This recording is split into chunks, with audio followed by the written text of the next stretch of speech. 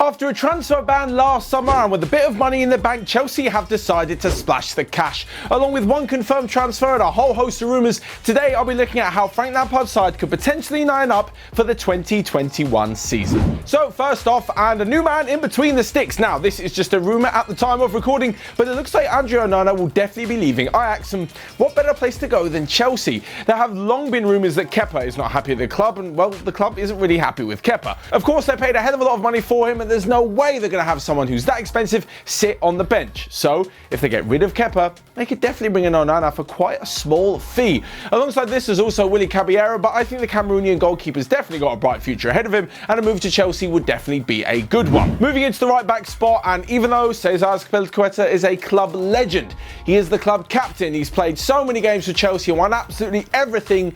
Reece James is the future. For those of you that didn't watch him at Wigan, you only need to watch his fleeting performances for Chelsea this season to realise he is the real deal. Unfortunately for him, when it comes to the England setup, Wan-Bissaka's ahead of him, so is Trent Alexander-Arnold, and there's a few good other right backs knocking about. But for club, Reece James is definitely the fullback of the future for Chelsea. He's incredibly quick, incredibly sound defensively, and can bomb up and down the wing all day. Absolutely perfect for this Chelsea side. Into the centre of defence though, and although they actually do have some pretty good options, I just feel like the likes of Tomori and Rudiger will edge it. Both of them have had pretty good seasons for Chelsea this year, and Tomori's breakthrough has been anything less than sensational. Sorry, nothing less than sensational. He's an unbelievable defender. Don't get me wrong, on the flip side, Christensen and Kurt Zouma are pretty good as well, but I kind of feel like their Chelsea career stalled. Zouma had the bad injury and then went on loan. With Christensen, he went on a few loans and they've come back, and neither of them could replace Gary Cahill. Then he moved on, and then all of a sudden, on top of this, Tomori's come through and Rudiger's been a brilliant signing. Those to me look like they will be the centre-back pairing at Stamford Bridge for the next few years at least. Left-back position now, and definitely a trouble position for Chelsea. Marcos Alonso, brilliant going forward, a little bit suspect defensively. Emerson, he's kind of good at a bit of both, but nothing compared to if they can sign Ben Chilwell. Now again, this is a rumour, but a rather strong one. The move from Chilwell from Leicester to Chelsea seems like a good idea. 85 million on the other hand does not seem like a good idea. Don't get me wrong, I know that English players always have their prices massively overinflated, but that is absurd for a left back. He's in contention to be England's starting left back. He's not out and out like the best left back, even in the league. So 85 million seems a bit obscene. Anyway, as I said, he's a massive step up from Alonso and Emerson, and will definitely round off this back four very nicely. He gets forward really well and can put in some blinding crosses for the absolute superstars that Chelsea will have up front. But let's get into that just a little bit. Into the midfield now, and basically with the midfield and the attack, I've got two variations of how I think Chelsea could line up, but let's start with the first one and work our way through. So first off is a midfield two. That's compromising of, first off, N'Golo Kante. Yeah, he's the nicest bloke in football, and it also helps when you're a damn good footballer as well. This season maybe hasn't quite been his best, but on his day, he's the best defensive midfielder in Europe, along with the likes of Casemiro. Kante, well, there's not really much he can't do, and he's such a good engine room in the middle of the park for Chelsea that I can definitely see him being one of the first names on the team sheet. Along with this, and it's Matteo Kovacic. Now, I know those of you are going to say, Matt, what about Jorginho? Jorginho's a deep-line playmaker, right? His physicality is out of the question. He's pretty terrible when it comes to anything athletic. But I don't think that Chelsea need to be so defensive. Why do you need a defensive midfielder in Kante and then a deep-line playmaker in Jorginho? You might as well have a brilliant ball carrier, a brilliant forward passer and dribbler like Matteo Kovacic. Signing him after the loan deal from Real Madrid last summer was an absolute masterstroke, and I think he's had a brilliant season this season. He's up there with Kevin De Bruyne in the best centre midfielders in the league. That's my opinion anyway. So a midfield two of Kante and Kovacic next to each other. Sorry to the likes of Ross Barkley. I'm sure Billy Gilmore as well will get a few more minutes, but not quite there yet. And we'll be moving into the attacking midfield three. Now, unfortunately, moving into the midfield attacking three means that Ruben Loftus-Cheek doesn't get into the squad either, but it's a really tough call to make. I certainly wouldn't want to be Frank Lampard. So in this attacking three, I've gone for Calum Hudson-Odoi on the right. Now, there's a lot to explain here, so I'll try and get through it in as best detail as possible.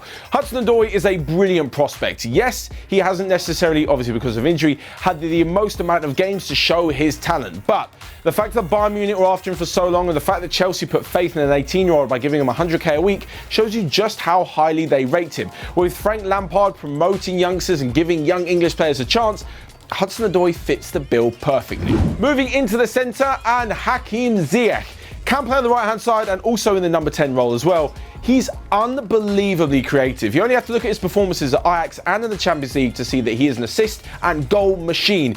Incredible technique, incredible passing and vision. I really think he could slot into this Chelsea side really, really well when kind of given a free role. The thing is, Chelsea might be a little bit imbalanced, and that's because Christian Pulisic will be on the left-hand side, not Timo Werner, who hasn't actually joined just yet as of recording, but we'll go on to that in a little bit. Basically, Christian Pulisic on the left-hand side will be cutting inside. Hudson-Odoi cuts in a little bit less because he is right-footed on the right-hand side. This will leave different types of gaps which Hakim Ziyech can exploit, and I think will be such a wonderful addition to the side. So with him in the middle and Pulisic on the left, means no place in the squad for the likes of Pedro and Willian. Remains to see whether they actually be at Chelsea next season. Ross Barkley's also got a chance there, and Mason Mount as well. I fully expect him to get minutes. I just don't think he's as good as Hakim Ziyech. So, moving into the front line, Olivier Giroud staying for one more season. Okay, he's staying for one more year. I still think he's going to be a bit of an impact sub. Batshuayi, God knows where he's going to end up. It comes between the two. Tammy Abraham has been brilliant, definitely looks like a future Chelsea legend. And Timo Werner, the new striker. Before you all go nuts and say, oh, Matt, Timo Werner will be out on the left-hand side, going to do a little bit of explaining and get into a second potential formation. So, personally, I think it's Timo Werner. I think Tammy Abraham is brilliant and definitely has a bright future ahead of him, but I think Chelsea are going to need a big squad if they're to challenge in the Champions League, the FA Cup, League Cup, and the Premier League as well. Timo Werner's got it all, and he has such experience, and he has... Honestly, he scored more goals than Tammy Abraham wherever he's been. He just has been playing for longer and has far more experience, and Chelsea aren't going to shell out whatever it is, 54 million to not play Werner in the majority of matches. Now, Werner at Leipzig has usually been a little bit better sort of drifting off to the left and directly attacking the box, kind of like Sadio Mane does for Liverpool. He's also good with another player up front alongside him. There's been Patrick Schick and Yusuf Poulsen as well. But on that note, I can't see Chelsea playing 4-4-2. I don't think their wingers are defensive enough to be part of a midfield four. I don't think they're going to leave just two in midfield without any sort of cover further forward. And there's not actually many teams who play a strict 4-4-2 with two strikers. It would be good for both strikers, but maybe not for the rest of the team. So with that 4-2-3-1, I'm also going to propose another tactic, and that is the 4-3-3. So rewind just a little bit. You've got Kante and Kovacic in midfield, but also in addition to this, I'm going to put Mason Mount. This is going to turn Chelsea into a midfield three. The reason being is that they can play a lot like Liverpool and they can have more midfield cover. Further forward, I think Hakim Ziyech will go out to the right, Tammy Abraham in the middle, and Timo Werner on the left-hand side. So the big question here is, Matt, why do you think that Timo Werner can't play left wing in a 4-2-3-1 but can in a 4-3-3? The answer is simple, just look at Liverpool.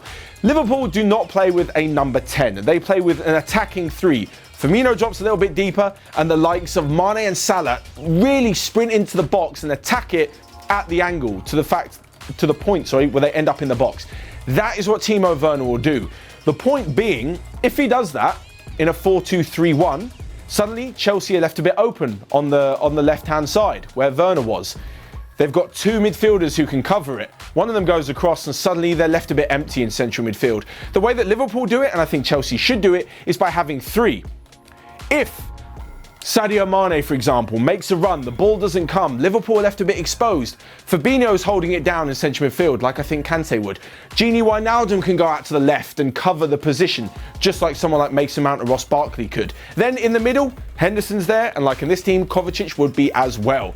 Basically, they'll have another central midfielder to cover Timo Werner's position on the left, and still have two central midfielders should the ball be switched quickly. This won't happen in a 4-2-3-1 because they'll have a number 10 in Ziyech, and then Werner's misplaced, and then Chelsea have only got two central midfielders, and as we said, if one of them's pulled out of position, it's not going to go so well. Now, I hope that was explained well enough for you, but it's just the way I can kind of see things being played out. Timo Werner's played all of his games apart from 3 at centre forward this season, and I really think that's where he's going to stay, or as a left forward, not a left attacking midfielder or left winger. Anyway, what do you guys think would be the better option? So we're going to provide both of them on screen for you. Here's the 4-2-3-1. And similarly, here is the 4-3-3. So there you have it. Let me know all of your thoughts in the comment section below. How do you see Chelsea lining up next season, and where will they finish in the Premier League? Whilst you're there, you can also smash the like button and click here or here to check out all of the other videos we've got going on OneFootball. But until next time, I'll see you guys later.